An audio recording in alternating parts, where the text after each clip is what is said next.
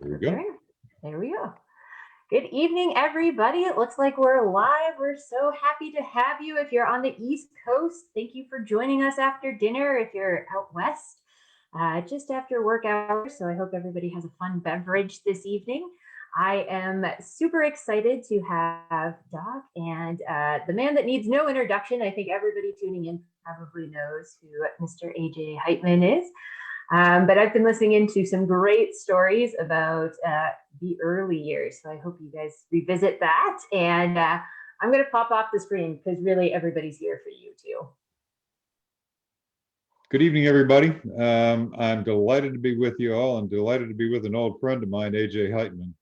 We go way, way back. AJ, tell me about when you were at Temple and then at Lehigh. How did you get involved in EMS? That I'm curious about.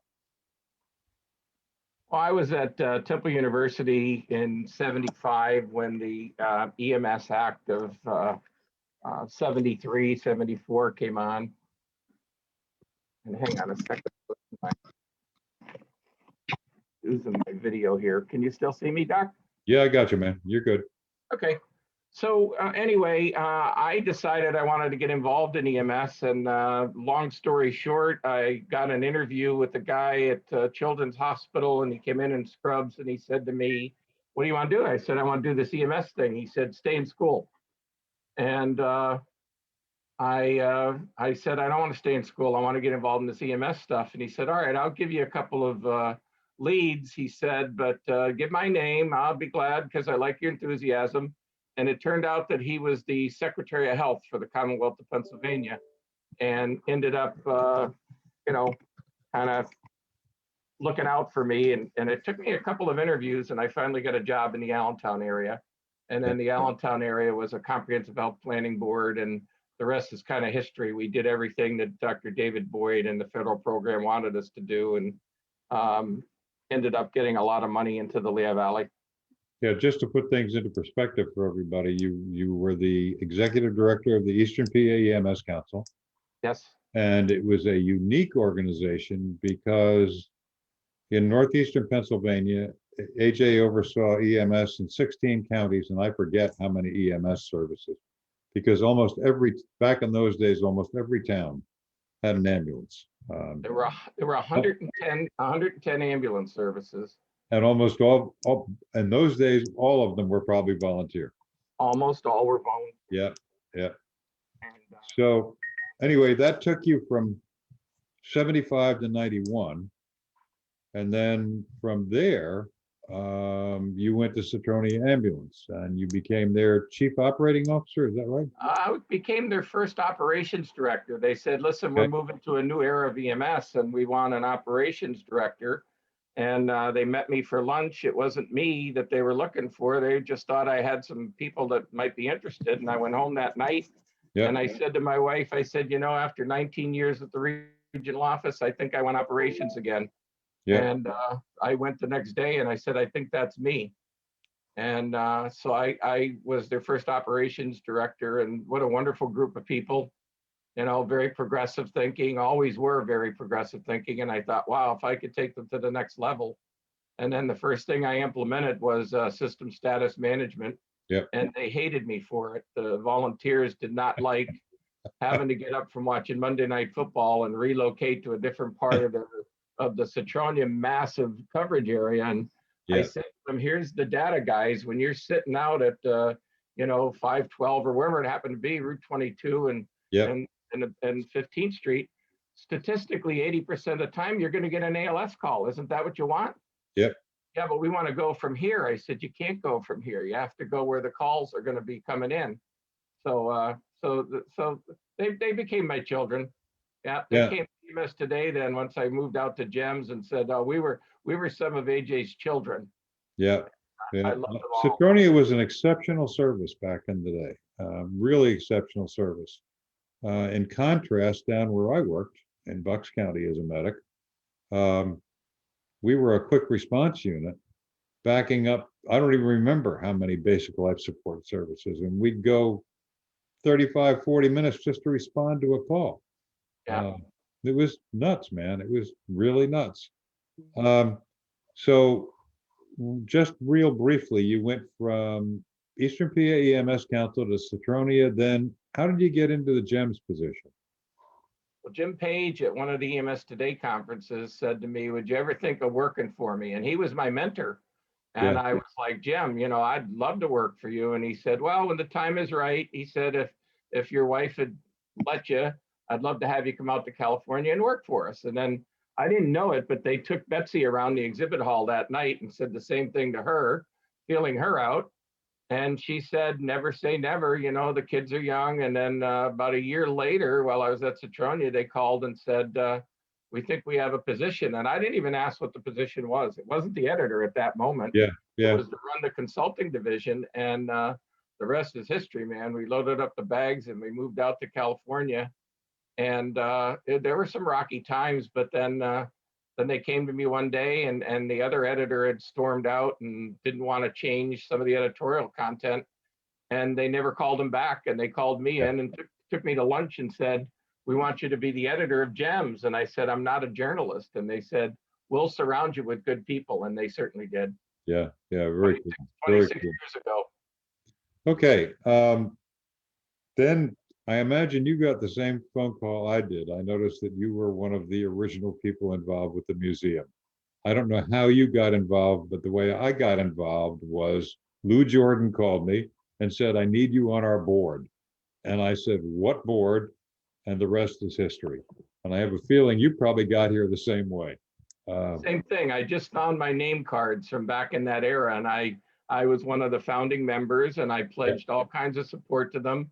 yeah, And then somebody on the board picked Praetorian automatically to do their website, and that put me at odds because we had a website, yeah, and they didn't give us a chance to bid on it, and so I had to back out.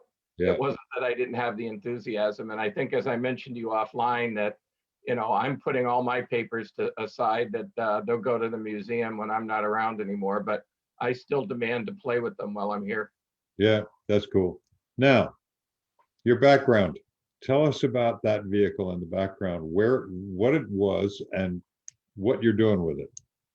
Well, it was when I moved to Eastern Pennsylvania in 75 and became a paramedic in 76, 77, I needed a place to run. And the only places that had bunks for me to be an EMS director and to be a medic at night and on weekends was one of the places was Bethlehem Township. And I went over there and they had this massive vehicle. It was on a GMC motorhome chassis. I don't know if you could see it, Yeah, but it has yeah, six. And it was designed by a safety engineer at Bethlehem Steel Corporation, and they weren't making modular ambulances that often back then. And it had 11-inch loading height and was just a massive 26-foot long vehicle, a beautiful vehicle. It rode on air suspension and yeah, it was ahead of its time.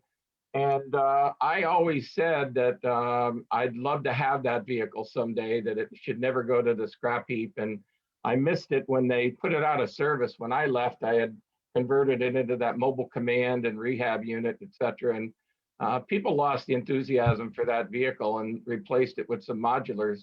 And police department had it as a DUI and then a SWAT unit. They sold it. It ended up in some guy's driveway in Yonkers, New York. I lost track of it. And then one day somebody called me and they said, hey, your baby's for sale on eBay. And I showed my wife and she said, do you know how old that vehicle is? She goes, no, no, no, no, no. And I already owned a Cadillac ambulance at the time. And I tracked it down to Northern California, and you can send a message to somebody on eBay. And if they don't choose to respond to you, they don't have to. And the guy yeah, responded to me. He said, what do you want to know? I said, well, that was my baby. I was assigned to make sure that thing was in shape all the time. And what are you going to do with it? He said, well, it has rear doors. I'm going to turn it into a day camper. I said, oh, God, don't do that. There was, at the time, there were only 6 of them left in the country. yeah, And I said, look give me the right of first refusal. If you ever want to sell it, call me. And a year later, the guy called me and he says, you want it? I've decided I'll sell it to you. So I took a 10-hour train ride, took my little bride, and we picked it up. And he goes, you realize it's not the same vehicle it was in 1975. You need some work. I said, yeah. it had been painted white and green and blah, blah, blah. And I got in that thing and I'm driving down the 5 coast highway with the Federal Q blaring and my wife screaming at me. And right around Santa Barbara, we heard clunk, bang, bang, bang, bang, and it blew the engine.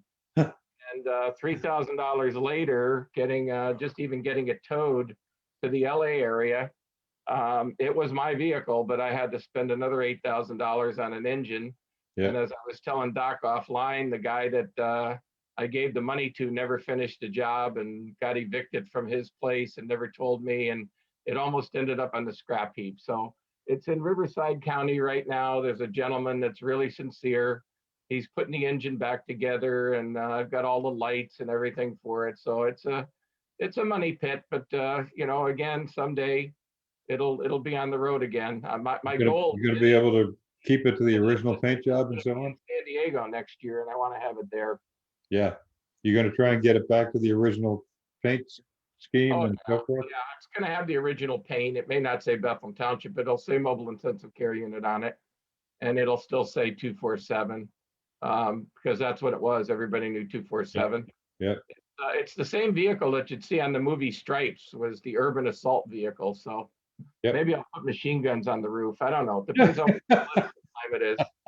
But it's a beautiful vehicle. It's very easy to drive. It's still got the airbag suspension on it. And it'll have all the original equipment, which is now spread all throughout my house. Yeah, I remember when you first got it, you got in touch with me and said, can you get this particular kind of suction unit? I think it was you were looking for at the time. Yep. And I found the original S-Core suction unit. Yep. And then there was, God, what's the one with the pump? God, I can't think of that. Had a canister. Seattle used to use it. Rico suction. The Rico, yeah. Rico suction unit. Yep. So I have all of that. And in 1975, Dick Seeds had a Bird ventilator on there. Yeah. And we didn't use it. That was if we did an interfacility transfer. But, we were carrying some things back then that nobody else was. Rotating tourniquets, mass trousers. Yeah. It's fascinating. You mentioned modular ambulances, which today are routine. And I know the first one that we bought, we had to go to a company called Schwab Carriage Company out in the middle of Pennsylvania. They were carriage builders, but they got into the ambulance business. And I think that thing was so rugged, it probably could have gone through 5 or 6 chassis before. Oh yeah, Baltimore City used the Schwab ambulances. If you ever see a vehicle that has a funny window on the side, that's the one. That was the Schwab. Yep.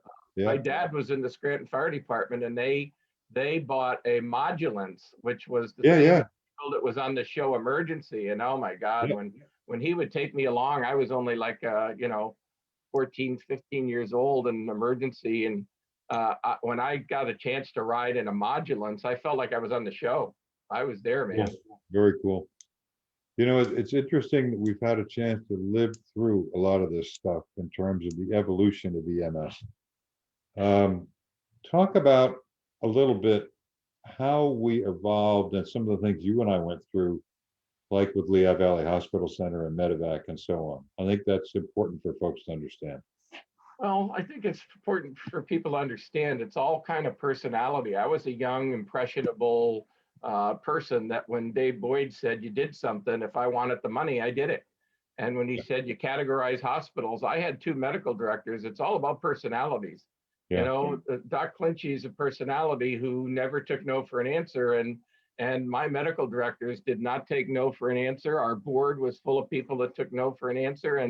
And we went out and just explained to people why we needed to take the CB radios out of their units and why we needed to put these little GE button radios in. And it was all about trust. And once we got them a new BLS radio system, then eventually we sold them on this regional Medcom advanced communication system. But, if you can convince somebody that you're going to produce results for them, so be it. And then, as you know, we had in the Lehigh Valley of Pennsylvania, we had a very rich gentleman who ran Air Products and Chemical, and he had a vision. And his vision was to bring superior healthcare to that valley. Yeah. And I was so fortunate that one of the things that they convinced him he needed was good EMS. And so when he died, he left a $20 million healthcare trust that we could help Yeah, apply. for the folks listening, his name was Leonard Poole, and he was absolute dedicated to the entire Lehigh Valley area. Leonard Parker Remarkable guy. Poole. I remember them picking me up one day. They said, "Come over to the hospital. We want to show you something." And I went over, and a guy by the name of Locke Brown flew up from down near Philadelphia in a Huey, and he landed in the Huey, and this big whomping Vietnam era helicopter took us all over the valley. And I'm saying, "What are we doing?" And they said, "We're going to put one here on the helipad. We're going to have a helicopter based here within a year." Yep. And they bought an ex-bank helicopter and painted it and put the first medevac system in 1980, I believe it was. Yep. And they said they were going to do it, and they did it. Yeah, and they bought a good helicopter too. I mean, They it was a bought an PL-105. MGB 105. Yeah, beautiful piece of equipment. It was like a little sports car. Yep, yep. And they could land it anywhere. And what was fascinating, to my recollection, is that so many of the guys that were flying that were Vietnam vets. They were Vietnam vets. We would set up LZs, and the the guys lead would figure out I could get closer than that LZ, and they'd land right down the road from where you were working on somebody. Oh yeah, yeah. They could do what they called a kick turn, and they would turn those rotor blades around, and they would just land. The guy that was in charge of the program, that was kind of a nut with me, Rick Frazier. He was an Alaska pipeline helicopter pilot. Yeah. I mean, there were stories of him idling the helicopter and having to get out and jump on the skids to get it unfrozen from the tundra up in the pipeline. But yeah, they did a lot of things. And then, as you know, on our very first night mission with that helicopter, the helicopter crashed. Yep. And we thought it was going to be the end of the world. But the next day, they brought their backup ship up, and they went back up in the air. Yep. I lost some good friends on that crash. Yes, sir. They were good people. But again, Dick, you know, it was personality. It was the personality of whoever was your lead EMT coordinator. That was a person that was very important to be tied into. It was the ambulance associations. I used to go to meetings, and they'd ask me to lead the meetings, much like they did to Dick Seeds or to Jim Page when he was in New Jersey. They asked him to lead the meetings when he talked about paramedics. Yeah. Because they didn't want paramedics, and you just had to convince people, just give it a try. Just this ALS thing is not bad. Let me run a name by you. Was Elaine Posey one of the lead nurses on medevac? Eileen Posey was the lead nurse, and she married Rick Frazier. Yeah, I remember. Yeah. And so she runs CAMS, is it? Yeah, she's the accreditation person. God, I'm not as adult as I thought I was. No, they were, we actually, believe it or not, we brought in Harvey Grant, rescue expert, to teach our medevac crews how to crawl in and out of a rescue vehicle during extrication. That's how dedicated they were to making sure that program worked. And we taught our flight nurses to lay on a backboard, and we would shove the backboard through the back window of the car, and they would slide in there like nobody's business. So and those are the early days. Those are the pioneering days, and it was always the personality of the pioneer that helped carry the system. Yeah, and I think when you were at Citronia, we were just kicking off PHTLS, and some of the stuff that we advocated in '92 and '93 from PHTLS, people were going, "What are you guys talking about?" But that's how EMS has evolved, and that's how we've made progress, and also that's how we've saved a lot of lives. We did, but I look back and people ask, well, what were the bad parts of that? I said, well, the bad part is once we taught people about rapid removal, rapid extrication, people forgot about backboarding people properly, and people forgot about putting splints on. And my God, the number of times that I would see people use a hair traction splint was so small, and I'd say, oh my God, do you know you could lose 1,000 cc's of blood in there? And people were like, no, we do a rapid extrication. I said, well, that doesn't do you any good if the patient bleeds to death from bone fragments moving around on the way to the hospital. So and things like rapid extrication got taken completely out of context. It was for a situation where you had to get somebody out fast. And you're right. What happened was they threw the baby out with the bathwater, unfortunately. Yeah, and Um, guys like Norm McSwain, God love him. I mean, he was an advocate, a champion for trauma care, and he yep, said you got to get them out of there quick and get them in, and but patient comfort is a part of the whole thing. Now we put them back on the mattress and we splint them again. yeah, Thank God. You know? yeah, yeah. I love the Hartwell product, the vacuum mattress. I mean, it's just been a godsend Yeah. because now you've got the patient immobilized, but they're also comfortable. Um, if Well, they're sensing, I have a dream like Martin Luther King that we'll bring the mass trousers back.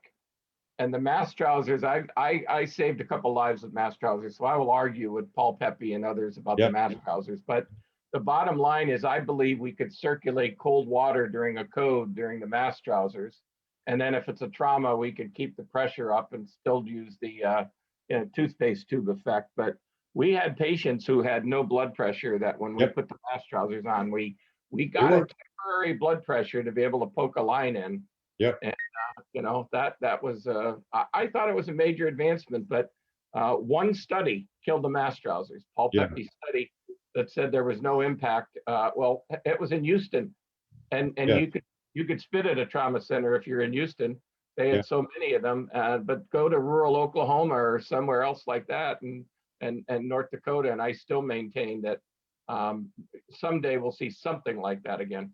yeah. And the other part of the mass trouser, which I found so useful, particularly on some of the wrecks on 611, which is doesn't mean anything to anybody, but no, you know where that is. Motorcycle wrecks. And if I had a crushed pelvis, that thing was a godsend. Um, I could get the pelvis stabilized, keep the people from bleeding out intra-abdominally, and then move them out. So yeah, it Well, had use. I have young medics that'll say to me, no, no, no, no, no, no, no, they don't work. And I said, we're San Diego, we're a military town. You go to Miramar and you talk to a pilot, every pilot that gets in a plane is wearing a mask suit. That's right. He's wearing a pressure suit so that he doesn't go unconscious when he goes into a negative dive. Yep. So, if they don't auto transfuse blood, why is the military still using them? Crazy.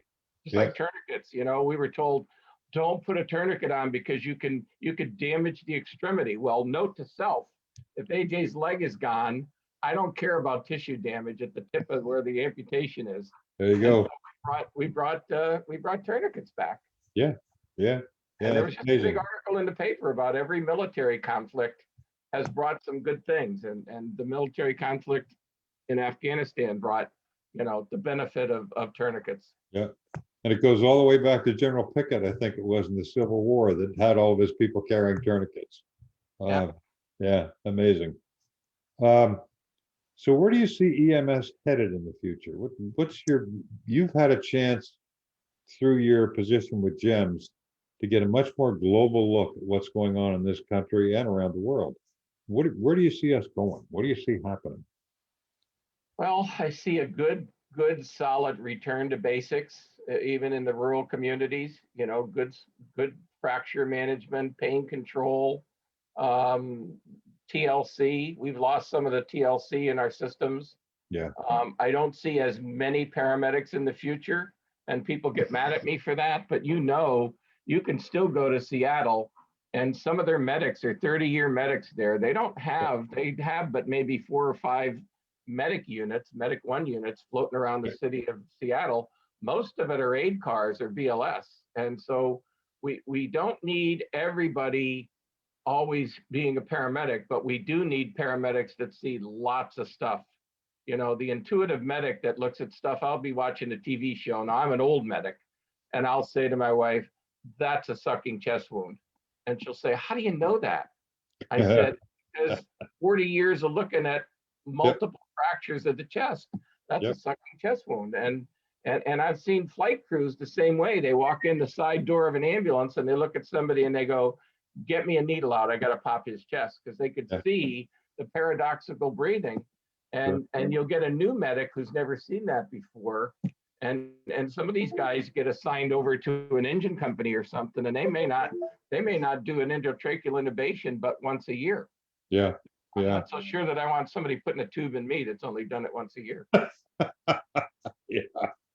And and as you recall, when the paramedic programs were first starting, there was a list of stuff you had to complete before you could come out of preceptorship. Yeah. And if you didn't complete that long list, you were in preceptorship from hell until it was all over with.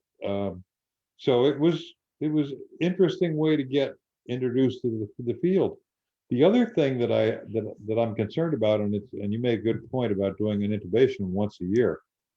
When I've taught outside the United States, in Africa, the Middle East, and so on, I've seen a great deal of trepidation to do the right thing. They're very reluctant to move, very reluctant to do something. I chewed some SPLA clinical officers a new one about 6 years ago because we had 65 casualties and they're standing around with scalpels in their hand. And I said, "So what the hell are you doing?" You know, the New Yorker came out. You know, Well, and I'm just I have a lot of good friends in Australia, yeah, and the Australian paramedic is trained over a 3 to 4 year period, I know. and it is a vocation, and they know about research, they know everything Yeah, else, and they come over here, and I get them ride-alongs, and we arrange for them to go in some of the busier systems, and I always meet with the young kids, as I call them, and they come to my house for a picnic, and I say, "So what did you learn?" And one of the last times, I think I said it at EMS Today, is one of the guys said, "Your medics know what they know." I said, "What do you mean by that?" He said, "They don't want to know about the new drugs that we're using over in Australia or inhaled pain medication or research." And that's so narrow-minded.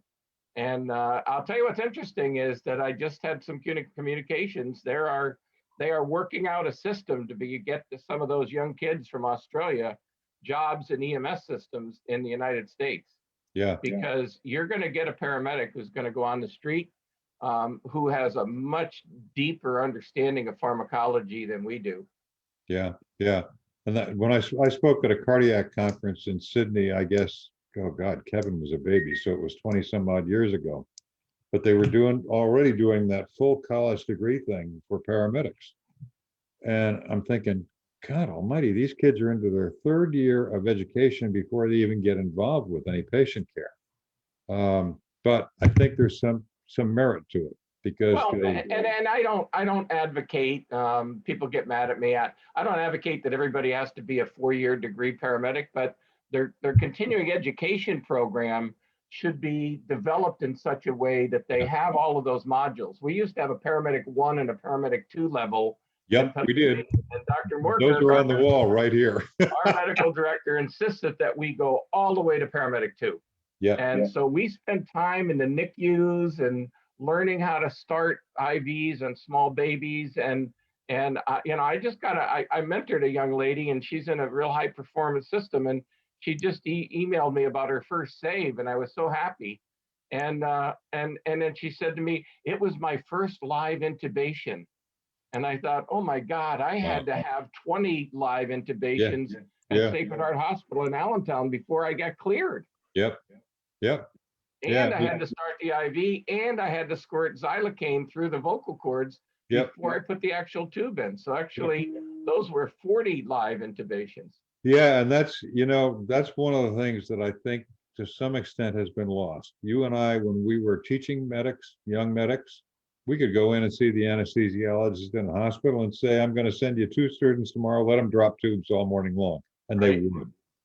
That's pretty much gone from what I'm finding out. Yeah, and it's not their fault. It's the liability, the lack of coverage, all those kind of things. But fortunately, simulators have become so good that I don't worry about it that much anymore. But advents like the EasyIO and all those things are just miraculous. Yeah. I just, the message to the young medics are just never be satisfied. Just what can you do next for somebody? Yep. CPAP. We didn't do CPAP when we were first paramedics. We didn't do it. No. And then when we wanted to do it, people said, no, we don't need CPAP. Yeah, guess what? CPAP is we do. A gold nugget. Yes, we do. Yeah. So who knows what you're going to be doing down the future, Yeah. Minneapolis, they're sending a mobile ECMO unit out now. So I saw that.